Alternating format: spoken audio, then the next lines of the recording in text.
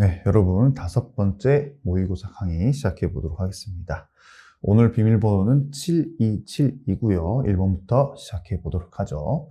행정기본법상 행정에 관한 기간의 계산과 법령 등 시행일의 기간 계산에 대한 설명으로 옳지 않은 것을 구하라고 했습니다.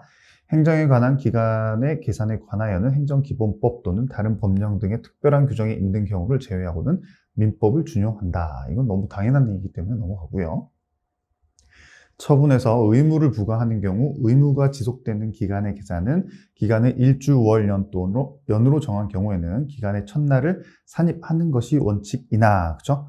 의무를 부과한다는 것은 빨리 시작해서 빨리 끝내야지 국민에게 이익이기 때문에 첫날을 산입합니다. 하지만 오히려 그렇게 했을 때 국민한테 불리하게 되는 예외적인 경우에는 이를 적용하지 않는다라고 했고요.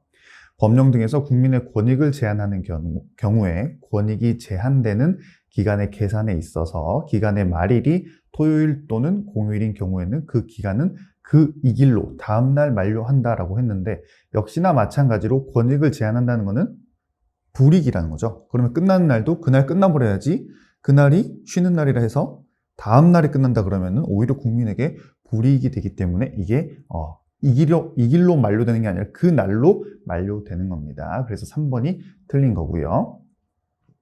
법령 등을 공포한 날로부터 일정 기간이 경과한 날부터 시행하는 경우 법령 등을 공포한 날은 첫날에 산입하지 않는다. 그렇죠? 이거는 너무 기본적인 내용입니다. 초일 불산입의 원칙이라고 했어요. 사실 그 법령 등을 공포한다는 것 자체가 하루라도 좀 더 국민들에게 그러한 새로운 법령에 적응하라는 취지에서 굳이 첫날을 산입하지 않는다라는 그런 기본적인 원칙이라고 보시면 된다라고 했습니다. 그래서 정답은 3번이죠. 자, 이번 행정법 관계에 대한 설명으로 옳지 않은 것을 구하라고 했습니다. 도시 및 주거환경정비법상 행정 주체인 주택 재건축 정비사업 조합을 상대로 관리 처분 계획안에 대한 조합총회 결의의 효력을 다투는 소송은 민사소송에 해당한다. 이게 틀렸죠.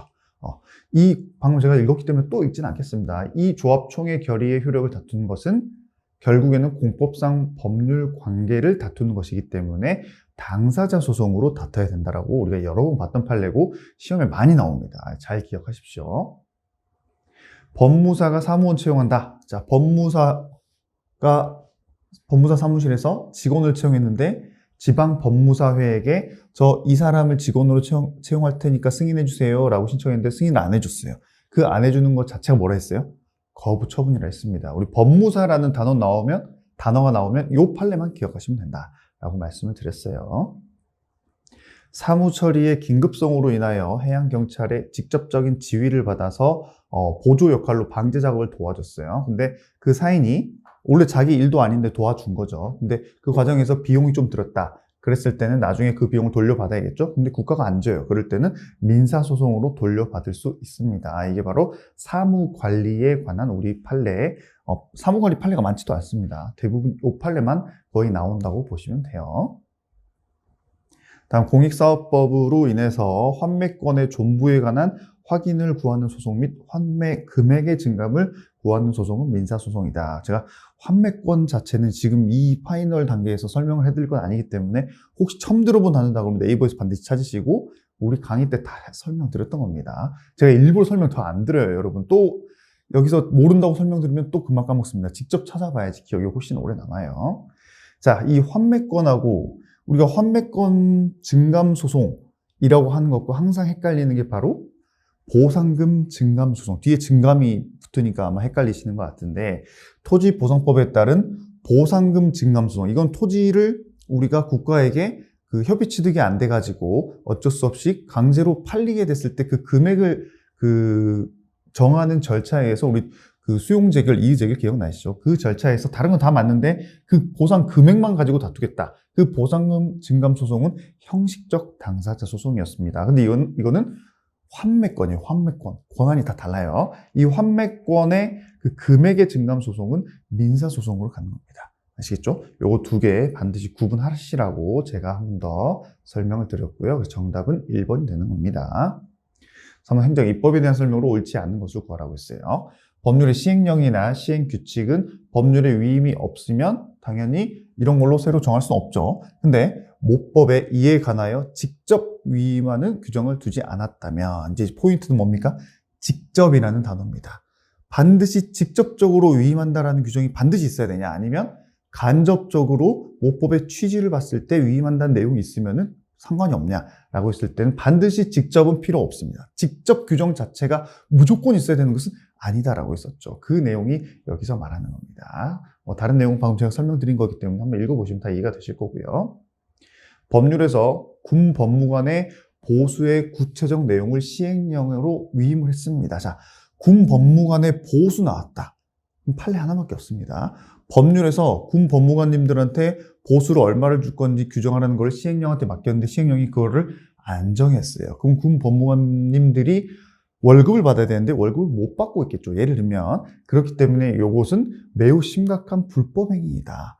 하라고 했는데 안 했어요. 근데 이게 엄청 중요한 내용이 아니라면 이렇게 위법하게 보진 않습니다만은 우리 군 법무관도 마찬가지고 여러분들 공무원도 마찬가지고 열심히 일을 하는데 월급을 받아야 되는데 관련 규정이 시행령에서 안 정해졌다 해가지고 내가 뭐 월급 못 받지는 않았겠지만 정당한 월급을 못 받고 있어요. 그 자체가 얼마나 억울합니까? 그렇기 때문에 이 군 법무관의 보수와 관련되어 있는 판례에 있어서는 이 판례만 기억하면 되고 시행령에서 정하라고 했는데 안 하고 있다. 정당한 이유 없이도 시행령을 제정하지 않고 있다. 이것은 불법행위에 해당한다는 것만 기억하시면 됩니다. 그렇기 때문에 국가배상 청구도 가능한 것이죠. 자, 자치법적 사항을 규정한 조례에 대한 법률의 위임은 반드시 구체적인 필요 없이 포괄적인 것도 간다. 조례뿐만 아니라 뭐가 있어요? 정관도 마찬가지였습니다. 행정처분이 법규성이 없는 내부 지침 등의 규정에 위배된다 하더라도 그 이유만으로 위법하게 되는 것도 아니고 또 그걸 지켰다고 하더라도 반드시 적법한 것도 아니다라는 그 말, 이 문장 자체 제가 여러 번 설명드렸죠. 이거는 여러분들이 그냥 머리에 익혀버리시면 됩니다. 아시겠죠? 그래서 이 문장 그대로 나오면 아싸 하고 그냥 맞추시면 돼요. 아시겠죠? 근데 또 많이 나옵니다. 아시겠죠? 잘 기억하시고 정답은 1번입니다. 자, 4번 행정의 효력 발생 요건에 대한 설명으로 옳지 않은 것. 행정처분의 효력 발생 요건으로서 도달이란 상대방의 그 내용을 현실적으로 양지할 필요까지는 없고 양지라는 건 이제 보고 이해했다는 뜻이에요.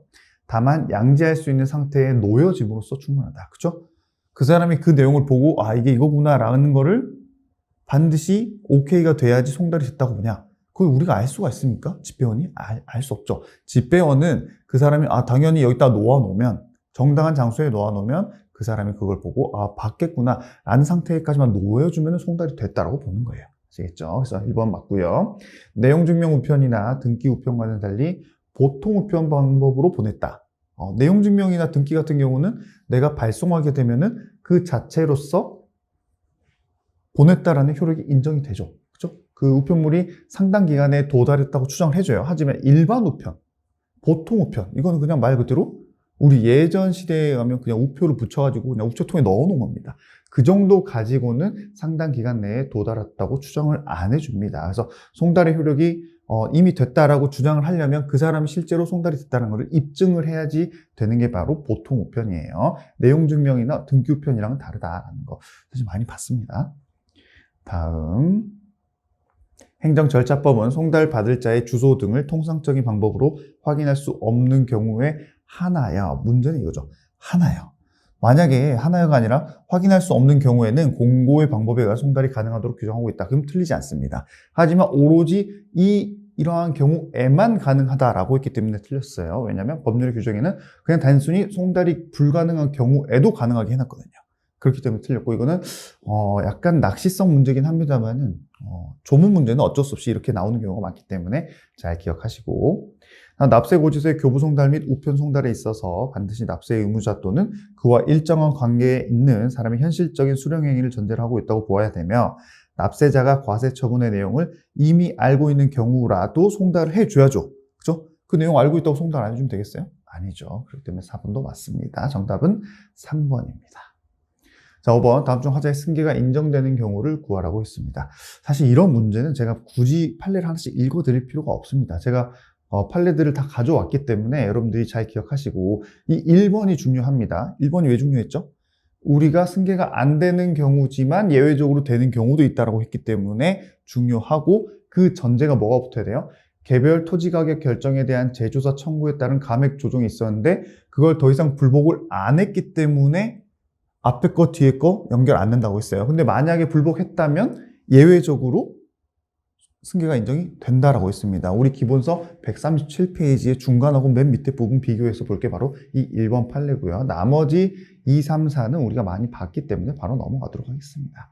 특히 4번 같은 경우는 개통실비는 되지만 철거 명령과 개통실비, 걔네는 따로 안 된다. 그쵸? 뒤에 것만 지네끼리 된다. 그 내용 잘 기억하시고요.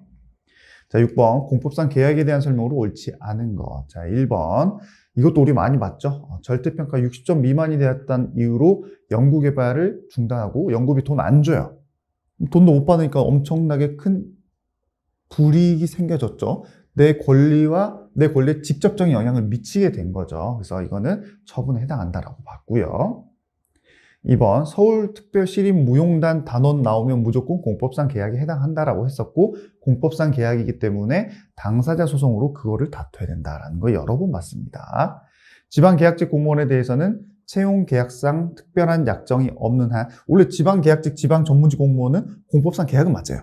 하지만 그분들이라 하더라도 그분들이 계약기간이 끝나가지고 그걸 다투려면은 그거는 이쪽이랑 똑같이 항고소송으로 다투는 게 맞습니다. 하지만 보수를 깎아버려요.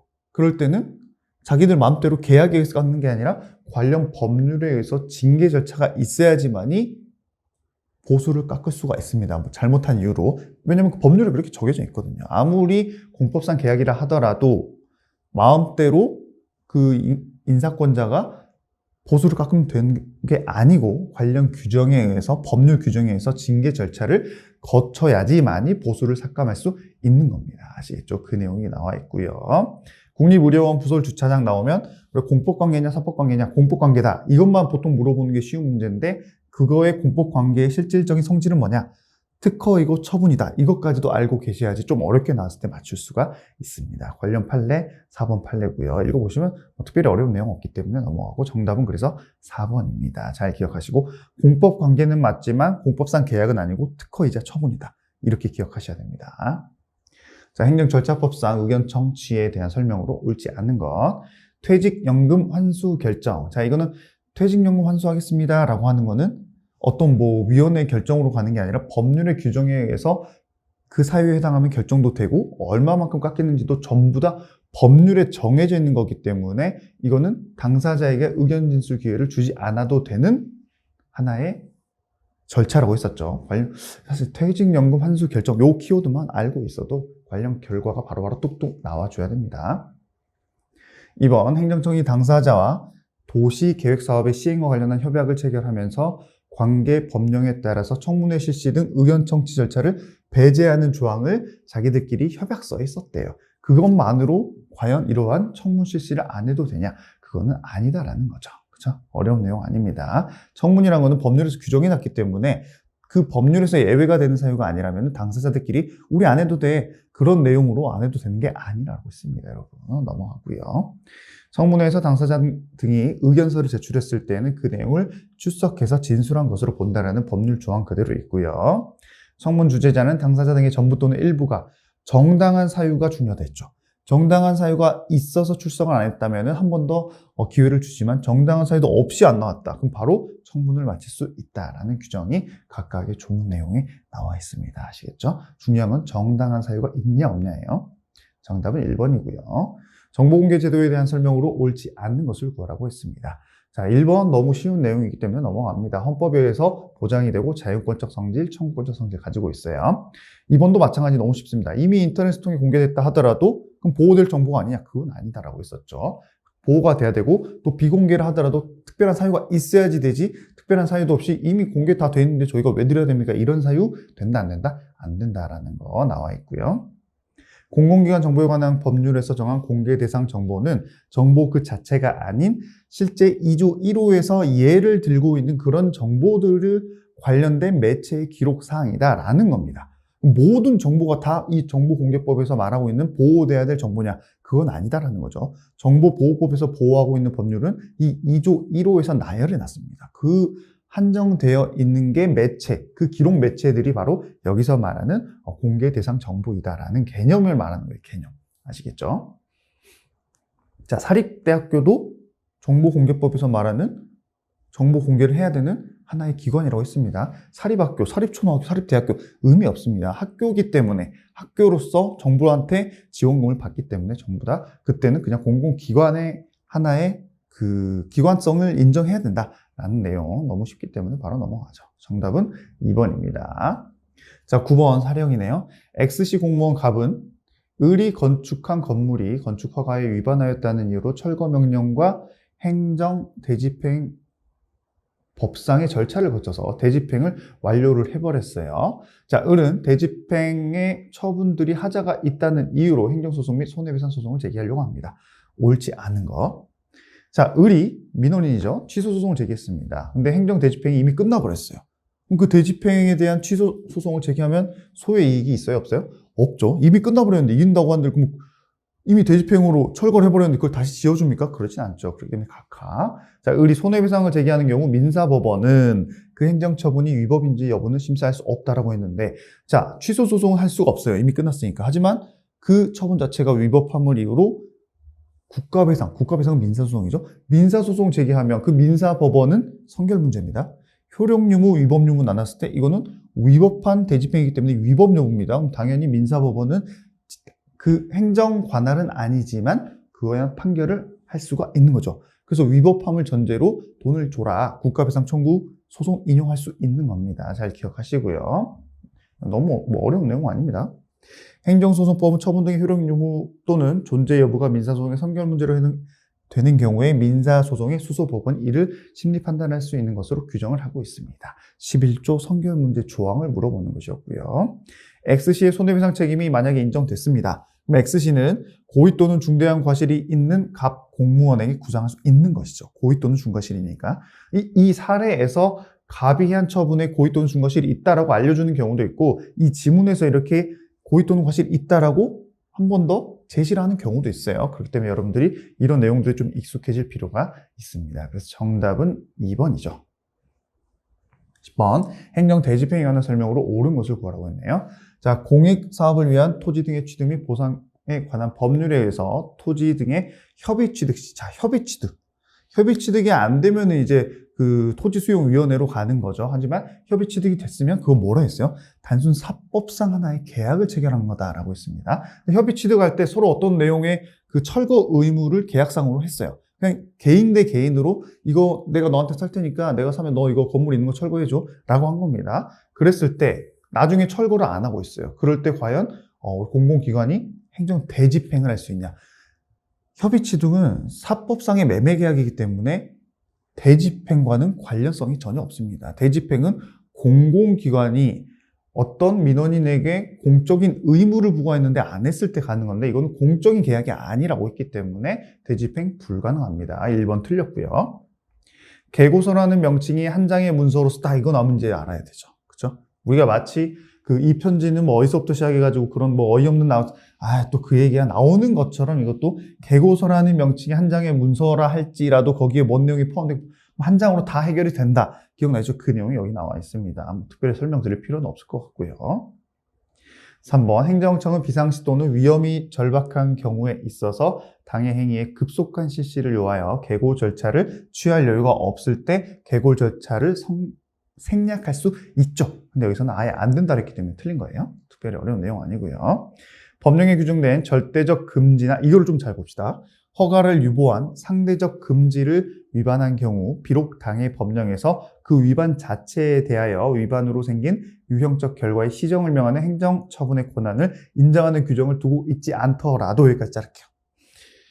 용어가 어렵지 이해하면 어려운 내용은 아닙니다. 우리가 그 대집행에 있어서 대집행의 기본적인 내용은 아까 말한 것처럼 행정청이 자 이거 철거하세요라고 했는데 철거를 안 했을 때, 그쵸? 안 했을 때 그거를 대신해서 집행하는 겁니다. 근데 이제 관련 규정을 봤더니 여기 판례가 이렇게 나와 있죠.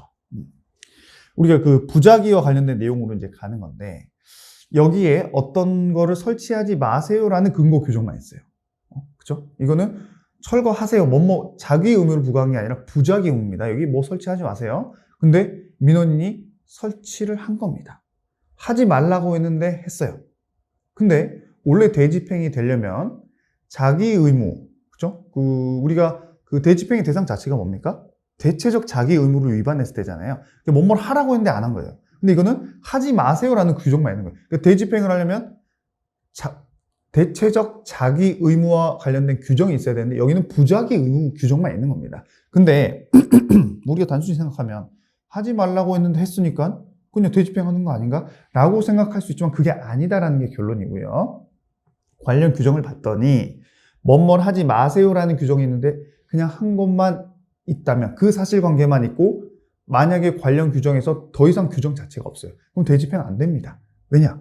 대체적 자기 의무와 관련된 규정은 아니니까. 부자기 규정이니까 하지 말라는. 근데 만약에 법률 규정에 의해서 뭐뭐를 하지 말라고 했는데 했고 하지 말라고 했음에도 했기 때문에 그거를 했던 그 조형물이라든가 건물을 치워버릴 수 있다는 근거 규정이 추가적으로 있다면 그때는 대집행이 가능하다라는 내용이 나와 있는 거예요. 그래서 그 시정을 명하는 행정처분의 권한을 인정하는 규정, 예를 들면 뭐뭐 하지 말라 했는데 설치를 했죠. 자, 그거 시정하세요. 철거하세요. 라는 규정이 있으면 당연히 대집행 되지만 그 시정을 명하는 행정처분의 권한을 인정하는 규정이 없다면 그것만으로 부자기 의무로서의 그 의무를 위반함으로 생긴 그 결과를 없애버리기 위한 자기 의무의 규정 자체가 없기 때문에 그런 거를 당연히 끌어낼 수가 없다는 겁니다. 사실 이것도 옛날에 했던 거예요. 그렇기 때문에 이 결과의 시정을 명하는 권한이 당연히 추론이 되는 게 아니기 때문에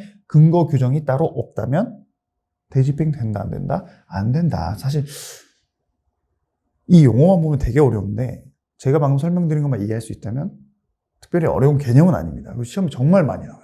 반드시 알고 가야 될 판례 중에 하나입니다. 아시겠죠? 넘어가죠. 정답은 2번입니다.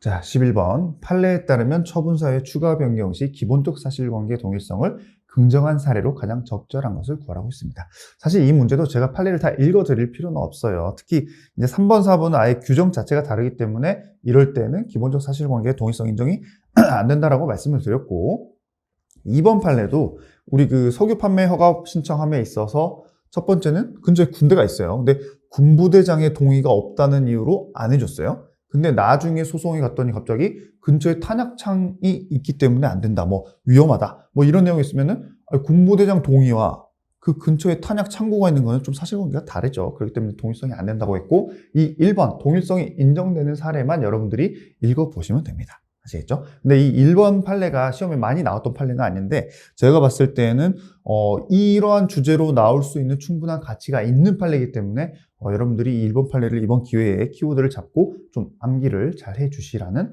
말씀을 드립니다. 그래서 정답은 1번입니다. 긍정하는 거예요. 나머지는 다 안 돼요.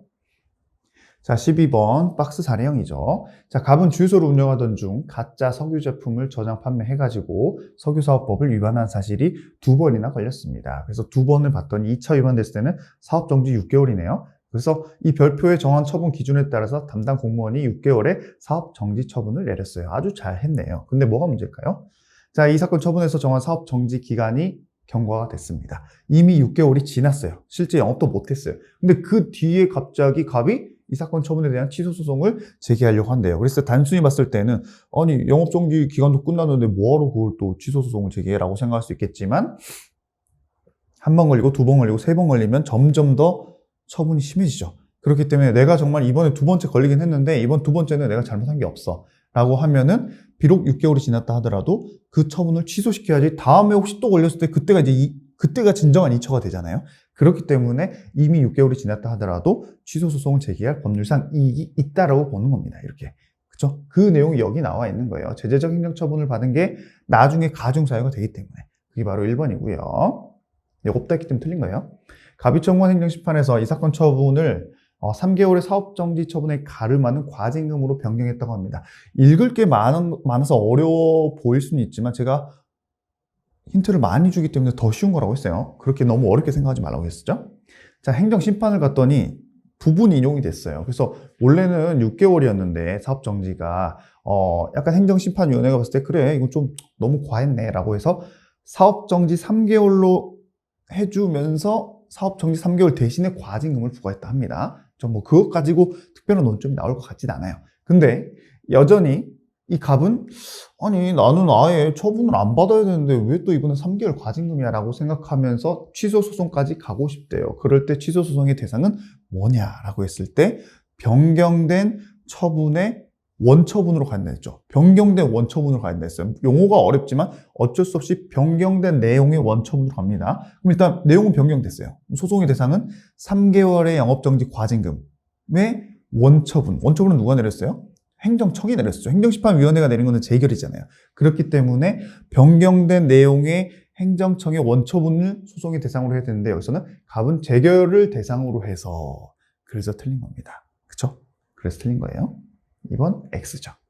그래서 변경된 내용의 원처분으로 가야 된다라는 거 한 번 더 머릿속에 집어넣어 주시고 사실 이게 용어가 어렵고 좀 우리가 생각했을 때는 아니 그냥 원처분으로 가면 되지 뭐 이렇게 생각하지만 이미 변경이 됐죠. 근데 변경은 우리한테 이익이죠. 그렇기 때문에 만약에 취소소송으로 갈 때 만약에 그냥 단순히 원처분으로 소송의 대상으로 가버린다 그러면은 불이익 변경 금지 원칙이랑 좀 관련해서 모순이 있을 수 있어요. 왜냐면 그 당초 처분인 6개월 정지 처분이 소송의 대상이 된다고 가정을 해봤어요. 그래서 행정소송으로 갔습니다. 취소소송. 근데 법원이 봤더니 아니 이거 행정청이 잘못한 것도 없네 라고 해서 취소소송 기각해버렸다고 봅시다. 그러면 행정심판까지만 갔었으면 나는 6개월보다 더 짧은 3개월의 과징만 내면 되는데 심판에 지나서 소송까지 갔더니 오히려 더 안 좋아졌죠. 그래서 그냥 6개월 정지돼버리는 거잖아요. 그렇기 때문에 그런 걸 고려해서 변경된 내용에, 그죠? 변경된 내용을 일단 인정. 그것보다 더 안 좋아질 수는 없어요. 불이익 변경 금지 원칙에서. 그거는 일단 확보를 해주고 대신에 처분의 대상은 원처분으로 간다는 겁니다. 아시겠죠? 그게 바로 원처분주의잖아요. 그 두 가지 개념과 불이익 변경 금지 원칙이 들어가 있기 때문에 이런 내용이 발생하는 거예요. 이 내용이 잘 이해가 되신다면은, 개념 이해를 정말 잘하신 거고, 뭔 소리지? 그냥 변경된 내용의 원처분만 기억하셔도 됩니다. 아시겠죠? 뭐 너무 그런 거 싹 다 이해하려고 하실 필요는 없어요. 이해하면 좋지만, 아시겠죠? 뭐 이해할 필요가 없다 그러면 또, 아니, 뭐 어떻게 저렇게 가르쳐? 또 이렇게 생각하실까봐 제가, 말씀을 드리는 겁니다. 자, 갑의 위반 사실이 명백하다면 이 사건 처분을 하면서 갑에게 법령상 사업 정지 기간의 감경에 관한 첨작 사유가 있음에도 이를 전혀 고려하지 않았다. 문제가 되죠. 그렇죠? 고려했는데 안 깎아주는 건 문제 안 되지만 고려를 전혀 안 했다거나 뭐 오인했다. 이럴 때는 문제가 된다고 아마 우리 지난 모의고사에서도 같이 봤습니다. 중요하니까 한 번 더 낸 거예요. 잘 기억하시고. 행정법규 위반에 대한 제재 조치는 이것도 좀 잘 볼 필요가 있어요. 뭐 어려운 건 아닌데 좀 개념적인 겁니다. 행정목적 달성을 위하여 행정법규 위반이라는 객관적 사실에 착안하여 가하는 제재이기 때문에 갑이 고용한 직원이 위반 행위를 한 경우라도 법령상 책임자인 갑에게 이 사건 처분할 수 있다. 이게 아니네요. 이 질문은 어려운 내용이 아닙니다. 이건 그냥 보고 넘어가면 돼요. 근데 이따가 이 이중 배상이 아니죠. 양벌 규정과 관련된 내용에서 약간 개념적 문제가 나오기 때문에 제가 여러분들이 그때 가서 설명을 좀 해드리고 이거는 뭐 어렵지 않기 때문에 바로 넘어가겠습니다. 그래서 정답은 4번이다 라고 보시면 되고요. 자, 13번 항고소송 대상에 대한 설명으로 옳지 않은 것을 구하라고 했습니다. 자, 병무청장의 요청에 따른 법무부 장관의 입국 금지 결정. 이것도 이 키워드만 보면 답이 나와야 돼요. 근데 사실 이게 그 기출문제긴 합니다만은 너무 키워드를 출제자가 자기 맘대로 좀 축소해서 내지 않았나. 물론 이 키워드에 실제 판례에 나와 있는 뒤에 키워드까지 붙여주는 게 맞다고 봅니다. 예를 들면 법무부 장관이 갑의 입국을 금지하는 결정을 했고요. 근데 이거를 이제 요청은 병무청장이 하긴 했어요. 근데 여기서 끝난 게 아니라 그 금지하는 결정으로 인해서 그 정보를 내부 전산망인 요 관리 시스템에 입력만 하고 그 당사자에게는 통보를 안 했어요. 이것까지 사실 나와야 된다고 봅니다, 저는. 근데 어찌됐건 우리 그 소방직이라든가 공무원에서는 그냥 이 질문을 그대로 냈어요. 그래서 앞으로 여러분들이 어찌됐건 뭐 공무원 준비를 하시든 소방직을 준비하시든 아니면 국가직 일반직 준비하시든 한번 또 기출이 나왔기 때문에 어쩔 수 없이 암기를 하셔야 됩니다. 병무청장이 누구한테 법무부 장관에게 요청을 해가지고 법무부 장관이 입국 금지 결정을 했다. 그럼 일단 이거는 처분성이 없다. 왜냐? 밖으로 공포를 안 했기 때문에. 이 결론만 기억하시고 시험이 좀 더 명확하게 나와야 된다면 제가 봤을 때에는 내부 시스템에만 입력을 했다. 당사자에게 통보를 안 했다. 이 내용도 좀 들어가야 될 것 같지만 안 나오더라도 맞춰야 된다라는 거 한 번 더 말씀드리고 자, 2번. 병무청장이 병업법에 따라서 병역 의무 기피자의 인적사항 등을 인터넷 홈페이지에 올렸어요. 이거는 처분성이 있다라고 했죠. 많이 봤던 판례이기 때문에 넘어갑니다.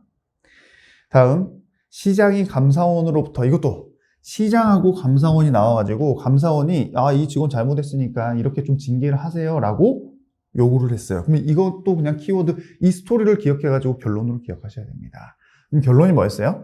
감사원이 시장에게 이 징계 요구를 한 것 자체는 처분성이 없기 때문에 없다라는 것 하나, 그리고 시장이 이거 징계 이렇게 하면 좀 안 될 것 같은데 감사원한테 다시 그거 좀 다시 좀 재심 좀 해주세요. 이 정도는 아닌 것 같습니다. 라고 했는데 감사원이 들어줬다 안 들어줬다 안 들어줬다.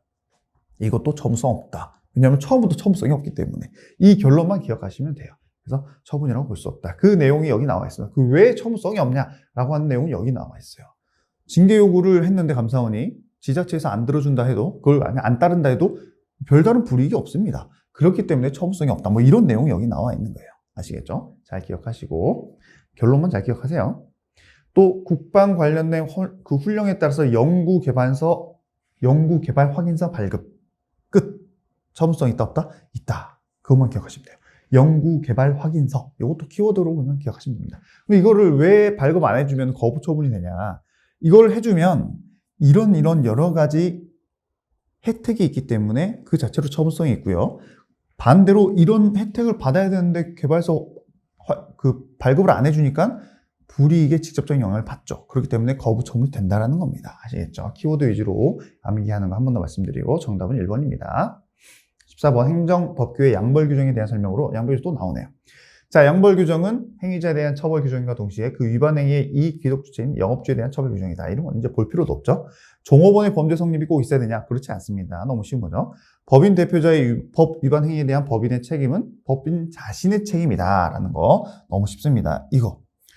자, 양벌 규정에 의한 법인의 처벌은 언제까지나 행정적 제재 처분일 뿐 형벌과는 성격을 달리한다. 이게 이제 제가 왜 이걸 좀 설명을 좀 해드려야 되냐면, 지금까지 우리가 과태료도 내리고 과징금도 내리고 또는 과태료도 내리고 형사처벌도 하고 다 됩니다. 그죠? 근데 그거에 대한 근거 판결문의 그 조문 내용이 약간 이런 지문 내용이었잖아요. 각각 성격을 달리하기 때문에 뭐 이중처벌이 되진 않는다. 그건 맞아요. 근데 여기서 좀 애매하게 지문을 낸 이유가, 양벌 규정에 의한 법인의 처벌은 형벌과는 성격을 달리한다. 근데 이게 딱 보세요. 이거 그럼 형벌끼리 말하는 거야? 아니 뭐 과태료랑 뭐 형벌을 말하는 그런 내용은 전혀 없습니다. 그렇기 때문에 좀 문제를 잘 볼 필요가 있고, 그러면 이게 왜 틀린 내용이냐면, 지금 여기는 그냥 처벌만 나왔어요. 그냥 형벌만 봐야 돼요. 그럼 이 형벌 내용에서 다른 과징금 과태료랑 엮어서 보는 게 아니다라는 전제를 깔아야 되고요. 이 형벌과 관련된 내용에서 실제로 뭐 종업원 등이 저지른 행위가 있고 또 그거를 관리 못한 법인의 책임이 있는데 뭐 둘 다 형사 책임만 한정했으니까 그 처벌은 맞는데, 그 조항 내용을 봤더니 그 종업원이 잘못한 거에 대해서 그 법인 사장이 이를 관리를 잘했는지 안 했는지를 따지지도 않고 종업원이 처벌되면 무조건 처벌돼. 이렇게 해버리면은 이거는 형사적인 하나의 대원칙에 있어서 법치국가의 원리 및 죄형 법정주의로부터 도출되는 책임주의 원칙을 따져봤을 때 이런 법률은 좀 잘못된 건 아닌가라는 이런 형사적인 책임과 관련돼 있어서 그 조항을 판단을 할 수 있다는 게 여기서 말하는 결론이거든요. 그렇기 때문에 그러한 양벌 규정에 있어서도 그 법인이 처벌되는 경우라도 이는 책임주의 원칙과 같은 형벌에 관한 원칙을 따져봐가지고 조문이 잘못됐으면은 이거는 헌법에 반한다, 이런 판단을 할 수 있다라는 그 판례를 물어보는데 지문을 아주, 제가 아까 말씀드렸던 것처럼 과태료랑 뭐 형벌 두 개 다 되냐 안 되냐 이런 거랑 좀 연결지은 것처럼 실제로 이 지문을 이대로 냈어요. 그래서 저는 약간 이 지문이 그렇게 썩 좋은 지문은 아닌데 실제 우리 시험에서, 그렇죠? 국가 9급에서 나왔기 때문에 이제 여러분들이 이 지문이 나온다면 아까 제가 말씀드린 논점과 구분도 할 줄 알아야 되고 뭘 물어보는지도 맞춰야 된다라고 해서 다시 한번 읽어볼게요. 양벌 규정에 의한 법인의 처벌은 어디까지나 행정적 제재 처분일 뿐 형벌과는 성격을 달리한다라고 해서 행정적 제재 처분일 뿐도 틀렸어요. 제가 봤을 때는. 왜냐하면 이거는 그냥 형사적인 책임을 물어보는 조항들도 상당히 많거든요. 양벌 규정 자체에. 이 양벌 규정이 행정적 제재 처분에만 있는 것도 아니에요. 그렇기 때문에 어떻게 보면은 상당히 좀 여러 가지 좀 오류가 있는 그 오답 소지가 있는 지문이긴 하지만 근데 좀 개념적으로는 어찌됐건 제가 설명드린 이 내용을 좀 알고 계시는 것도 좋을 것 같고, 한 번 나왔기 때문에 또 나올 수 있다라는 거 한 번 더 말씀드리면서 좀 더 설명이 필요했던 거다라는 거 제가 말씀드리고 넘어갑니다. 자, 다음 사례에 대한 설명으로 옳지 않은 것을 구하라고 있습니다. 건축주 갑은 토지 소유자 을에게 을과 매매 계약을 체결하고요. 을로부터 토지 사용 승낙서를 받아서 건물을 건축하고 A 시장으로부터 건축 허가를 받았다고 합니다. 근데 그 갑과 을 사이의 매매 계약에 의하면 잔금을 기한 내에 지급하지 않으면 매매 계약이 해지가 된다고 되어 있고요. 그러면은 이 땅 주인이 써줬던 토지 사용 승낙서는 효력이 없어져요. 그렇게 되면 당연히 행정청에서도 이 건축 허가를 철회해야겠죠. 그죠? 자기 땅도 아닌데 자기 땅도 아닌 데에서 건물을 지은 거니까. 제가 저번에도 설명드린 적이 있죠. 그 땅만 샀어요. 땅을 샀는데 아직 잔금을 못 치러가지고 그 못 치는 사이에 건물은 좀 일찍 지어야 되는 사정이 있기 때문에 잔금을 치르기 전에 건축부터 먼저 올리면서 건축 허가를 받아야 되는데, 행정청이 봤더니 아니 땅 주인은 을인데 왜 갑인 네가 여기다 건축을 세우냐라고 따지기 때문에 을로부터 미리 토지 사용 승낙서를 받아가지고 행정청에 낸 겁니다. 그래서 나중에 그 잔금 기일이 됐는데 돈을 냈으면 등기가 넘어가기 때문에 아무 문제가 없지만 돈을 안 내버리니까 땅 주인이 야, 너 매매 계약서에 우리가 썼잖아. 너 잔금 치를 때까지, 잔금 기일까지 잔금 못 치르면 우리 매매 계약 해지야? 토지 사용 승낙서도 나 효력 없어. 그렇기 때문에 문제가 된다는 겁니다. 아시겠죠? 그런 사실관계. 이런 게 실제에서 우리 사회에서 정말 많아요. 그래서 소송도 정말 많습니다. 아시겠죠? 나중에 여러분들이 관련 부서에서 일을 하게 된다면 이런 내용들이 많기 때문에 좀 이런 사실관계에 좀 익숙해질 필요는 있어요. 자, 1번. 착공에 앞서서 갑의 귀책 사유로 자기가 잘못했죠? 잔금을 못 치렀잖아요. 그래서 해당 토지를 더 이상 사용할 권리가 없어졌어요. 그렇죠? 토지 사용 승낙서가 무효가 됐으니까. 그럴 때 을은, 땅 주인은 A 시장에 대해서 건축 허가의 철회를 신청할 수 있는 거죠. 왜냐? 내 땅인데 나 잔금도 못 받았는데 잔금 줄 줄 알고 내가 토지 사용 승낙 해줬는데 잔금 안 줬으니까 이 건축 허가도 취소해 주세요, 철회해 주세요 라고 할 수 있는 거죠. 그게 바로 1번 내용이고요. 다음 2번. 자, 건축 허가는 대물적 성질을 갖는 것이어서 이거는 뭐 너무 많이 봤기 때문에 넘어갑니다. 누구 땅인지만 그냥 형식적으로 보는 거예요. 그렇기 때문에 본인 땅이 아니기 때문에 토지 사용 승낙서만 갖고 오면 오케이 해준 겁니다. 아시겠죠? 자, A 시장은 건축 허가 당시 별다른 하자가 없었고 철회의 법적 근거가 없기 때문에 건축 허가를 철회할 수 없다. 틀렸죠? 사정 변경이 생겼죠. 그렇죠? 그렇기 때문에 철회가 가능한 겁니다. 잘 기억하시고요. 이거는 법적 근거가 없더라도 사정 변경이 생기면 가능한 거예요. 관련 규정 다 기억나시죠? 자, 철회권의 행사는 기득권의 침해를 정당화할 만한 중대하고 공익상 필요 또는 제3자의 이익을 보호해야 할 필요가 있고, 이것도 뭐 철회를 하실 때에는 비교 형량을 해야 된다라는 기본적인 내용이기 때문에 넘어가고요. 그래서 정답은 뭡니까? 3번입니다. 처리할 수 있어요. 아시겠죠? 관련 근거 규정 없어도. 다음 16번 개인정보보호법에 대한 설명으로 옳지 않는 것. 1번 개인정보보호 처리자가 주민등록번호를 처리하기 위해서는 정보 주체에게 다른 개인정보의 처리에 대한 동의와 별도로 동의를 받아야 된다. 그럴싸합니다. 주민등록번호가 매우 중요한 정보이기 때문에 기본 개인정보 처리에 대한 동의와 별도로 그 사람에게 동의를 받으면 주민번호 되겠네 라고 생각하겠지만, 이거는 지금 이 시간부로 그냥 기억하십시오. 이걸로 안 됩니다. 이것만 기억하세요. 실제 기출 지문이기도 하고요. 뭐 국회직 공무원에서 나왔던 건데, 그 이유는 관련 조항 2개가 연결이 되어 있습니다. 방금 말한 내용이 맞으려면 요 내용이 없이 요 내용만 있으면 돼요. 만약에 법률 규정이, 그죠? 그 내용이 여기 나와 있습니다. 별도로 하게 되면은 개인을 고유하게 구별하기 위해서 부여된 식별 정보로서 대통령령이 정하는 정보, 그 고유 식별 정보인데, 고유 식별 정보를 찾아보면 주민번호가 있어요, 실제로. 그렇기 때문에 따로 별도 동의 또 받으면 됩니다. 하지만 주민등록번호가 매우 중요하기 때문에 개인정보법에서는 법률 조항이 하나 더 있어요. 이런 내용의 조항에도 불구하고 개인정보 처리자는 추가적으로 이 내용에 해당할 때에만 개인정보 중에서도 주민등록번호를 관리하고 처리할 수가 있는 거예요. 그 내용들이 여기 나와 있습니다. 한번 읽어보세요. 그래서 결국에는 이 조항이 연결되어 있기 때문에 요 내용만으로는 안 되고 요 내용 플러스 요런 거에 해당할 때에만 개인정보 처리자가 주민등록번호를 처리할 수 있다. 결론. 오케이? 끝. 요거 두 개가 다 해당돼야 됩니다. 근데 지문에서는 요 위에 것만 해당된다고 돼 있기 때문에 X. 오케이? 이렇게 넘어가요. 자, 개인정보 처리자는 이런 것들은 이제 조문 문제이기 때문에 뭐 제가 설명을 드릴 필요는 없습니다. 그죠? 조문 15조죠. 자, 3번은 뭐예요? 3번.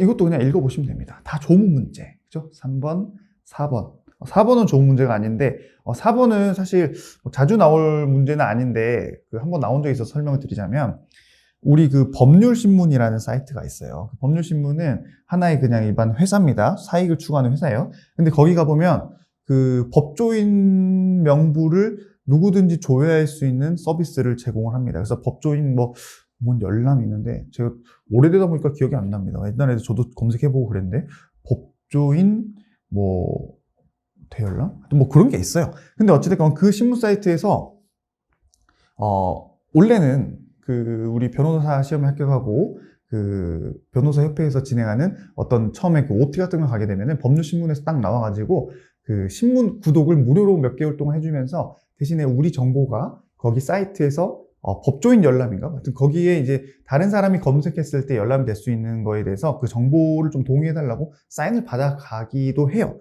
근데 어떤 사람이 이제 이미 법조인 시험에 합격을 했는데 사시든 변호사 시험이든 자기는 이제 교수님으로 재직을 하고 있었어요. 근데 나는 그 법조신문 회사한테 내 개인정보를 지네 열람 대상에 열람을 하고 동의한 적도 없는데 그 신문 회사에서 그 사람의 정보를 대학교 사이트에 갔더니 정보가 있었나 봐요. 몇 회 합격이고 어디 대학을 나왔고. 그래서 그거를 그냥 거기에 법조인 열람 되는 시스템에 올려놓은 거예요. 그랬더니 이 교수님이 그거에 대해서 이건 내 개인정보를 마음대로 동의 없이 가져간 것 때문에 이거는 위법한 거 아니냐라고 했지만 결론적으로는 위법하지는 않다라는 게 판례 결론입니다. 그 이유는 여기 쭉 나와 있긴 해요. 이미 공개되어 있는 그 내용이기도 하고 그런 내용이 오픈됨으로 인해서 개인정보 자기 결정권이 위법하게 침해됐다거나 그럴 정도로 침해되진 않는다라는 내용이 나와 있습니다. 그래서 여러분들 결론만 기억하시면 돼요. 아시겠죠? 방금 말씀드린 그 결론. 그렇기 때문에 정당한 이익과 관련한 어디죠? 4번?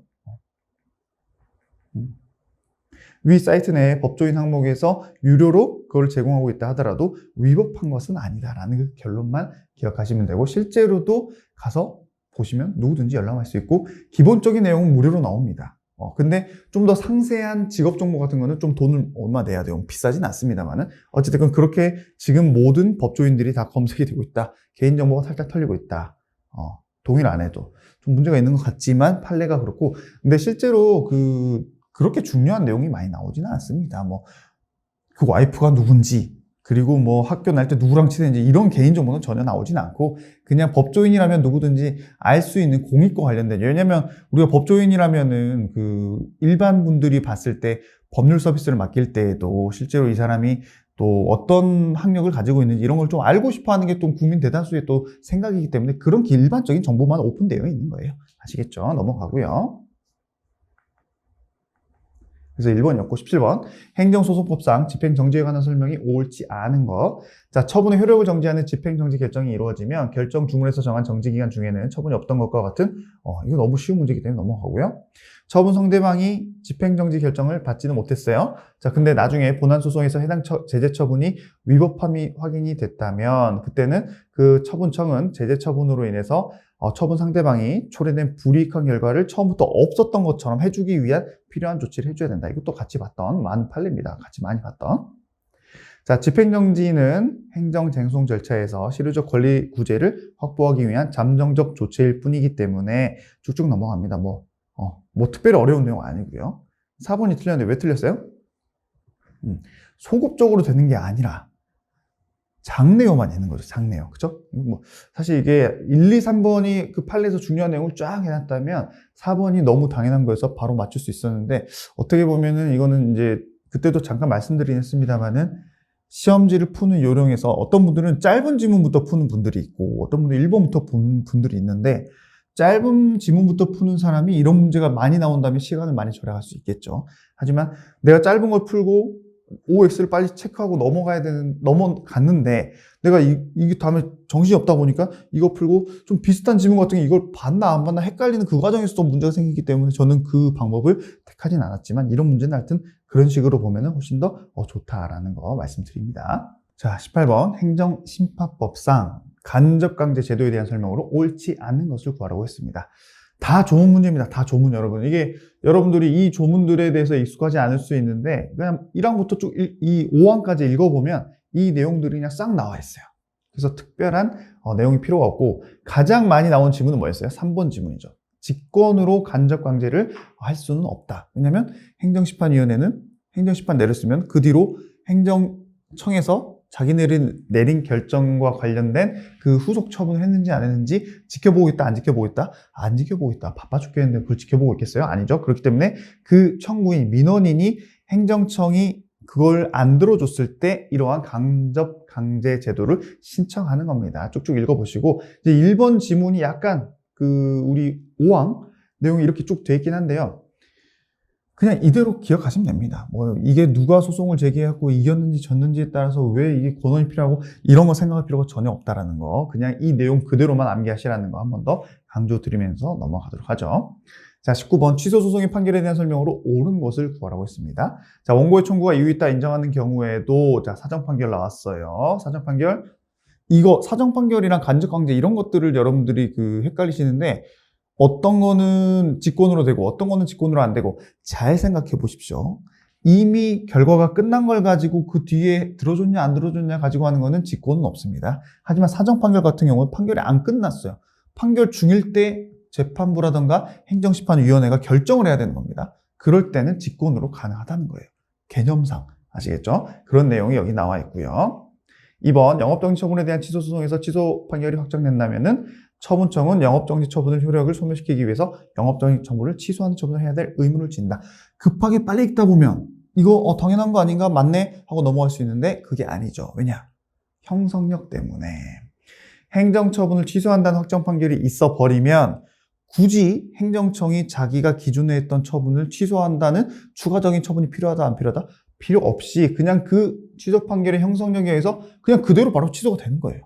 그렇기 때문에 이런 2번과 같은 처분을 해야 될 의무 자체도 필요가 없는 겁니다. 아시겠죠?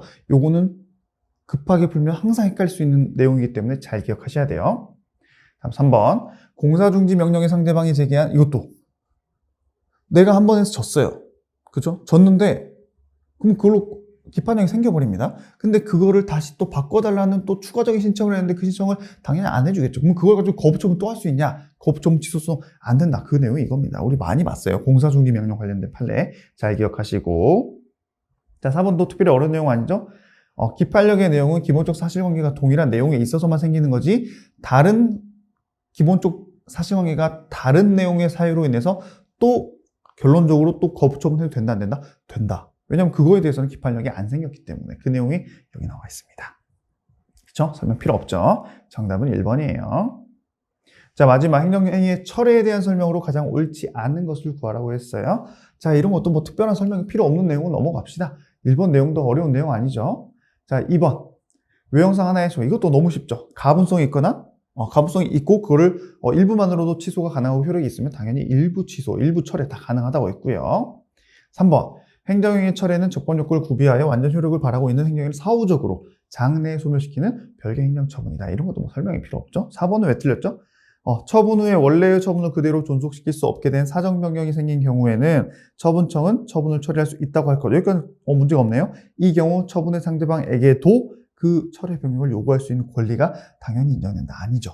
취소 처리할 수 있는 권리는 행정청에게 있지, 그렇다 하더라도 반대인 민원인에게 자, 이런 사유가 생겼으니까 취소해주세요, 처분해주세요 라고 할 수 있는 권리가 생기는 것은 아니다라고 했고, 이것도 시험에 정말 많이 나오는 지문입니다. 그죠? 잘 기억하시고 이렇게 해서 이번 주 마무리하면 될 것 같습니다. 자, 여러분 한 주간 또 고생 많으셨고요. 힘들어도 꾸역꾸역 열심히 하자는 내용 말씀 한 번 더 드리면서 이번 주 강의를 마무리하도록 하겠습니다. 시험 풀어보셨죠? 그냥 우리 OX 문제집처럼 공부하면 절대 안 된다는 거 한 번 더 강조드립니다. 자, 고생 많으셨고요. 저는 다음 주에 더욱더 좋은 강의, 쉬운 강의로 여러분들을 찾아뵙도록 하겠습니다. 여러분, 감사합니다.